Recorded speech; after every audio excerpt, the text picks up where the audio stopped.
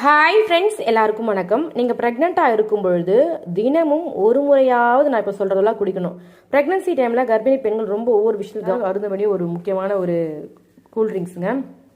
ஒரு முக்கியமான இயற்கையான ஒரு பொருள். இளநீர் குடிக்கிறதால உடம்புக்கு பொட்டாசியம், குளோரைடு, மெக்னீஷியம், கால்சியம், நார்ச்சத்து, விட்டமின் சி, இவ்வளோ சத்துக்கள் இருக்குது. நார்மல் டெலிவரி ஆகிறதுக்கு ரொம்ப ஹெல்ப்ஃபுல்லாக இருக்கும். நீங்கள் ரெகுலராக இளநீர் குடிக்கணும், சரிங்களா? அதே மாதிரி பால் பொருளான இந்த மோர் கர்ப்பிணி பெண்களுக்கு ரொம்ப ரொம்ப முக்கியமான ஒரு நீர் ஆதாரங்க. நல்லா மோர் அடித்து குடிச்சு பாருங்களேன், உடம்பு ரொம்ப ஹெல்த்தியாக இருக்கும்.